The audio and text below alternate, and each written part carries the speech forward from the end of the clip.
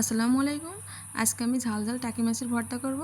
সেই জন্য আমি প্রথমে টাকি মাছগুলো নিয়ে নিলাম। এখন আমি টাকি মাছগুলোয় সামান্য একটু হলুদ আর লবণ দিয়ে মাখাই নেব।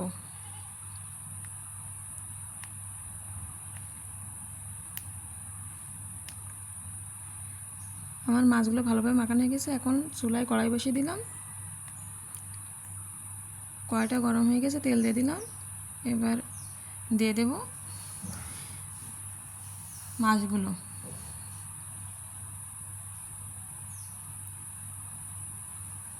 মাছগুলো আমি এপাশ ওপাশ লাল লাল করে ভেজে নেব। মাছগুলো ভাজা হয়ে গেছে, এখন আমি মাছগুলো উঠাই নিলাম। এখানে আমি 4টা মাছ নিয়েছি, টাকি মাছ। রসুন ভেজে নেব, সাথে দিয়ে দিলাম কয়েকটা কাঁচামরিচ। এগুলো লাল লাল করে ভেজে নেব। রসুনটা একটু ভাজতে সময় লাগে, যাতে সিদ্ধ হয়ে যায় এরকম আর কি। রসুনটা ভাজা হয়ে গেছে, আমি রসুনটা উঠাই নেব।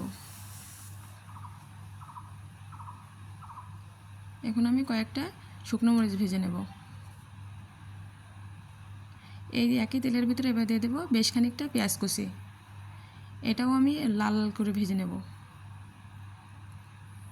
পেঁয়াজগুলো ভাজা হয়ে গেছে, আমি উঠাই নেব।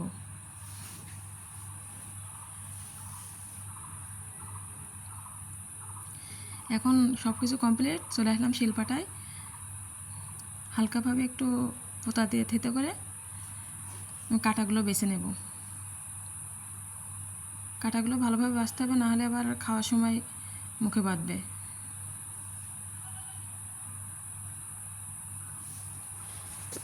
সবগুলো কাটা বাছা শেষ। আর যদি একটা একটা পাই তাহলে আমি বাটার সময় ফেলে দেবো সেগুলো। এখন আমি সুন্দর করে বেটে নেব মাছগুলো। মাছগুলো কিন্তু অবশ্যই ভালো করে বাটতে হবে,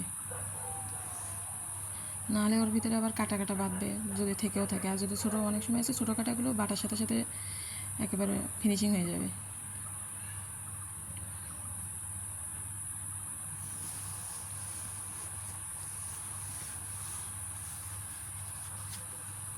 যেগুলো কাটা ছিল আবার বেছে ফেলে দিচ্ছি আমি। এখন আমি রসুন আর কাঁচামরিচটা বেটে নেব।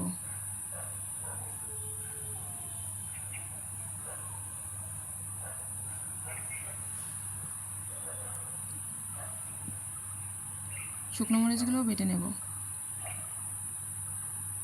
শুকনো মরিচের ফ্লেভার, কাঁচামরিচের ফ্লেভার, রসুনের ফ্লেভার আর ভাজা পেঁয়াজের ফ্লেভারে তো দারুণ একটা ঘ্রাণ আসছে আর কি।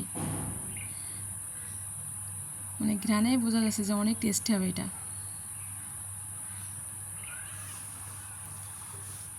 আমার বরের তো টাকি মাছের ভর্তা সেই পছন্দ।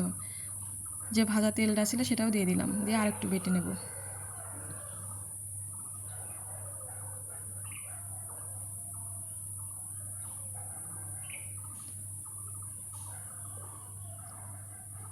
আমার ভর্তা বাটা রেডি। এখন স্বাদ মতো লবণ দিয়ে দিলাম, ভালোভাবে মাখাই নিচ্ছে।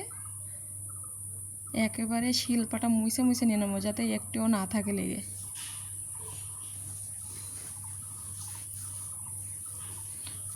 অনেকে আছে শিলপাটায় ভাত মাখায় খায়, আমি তো সেটা করবো না, এই জন্য যত মুছে নেওয়া যায় আর কি।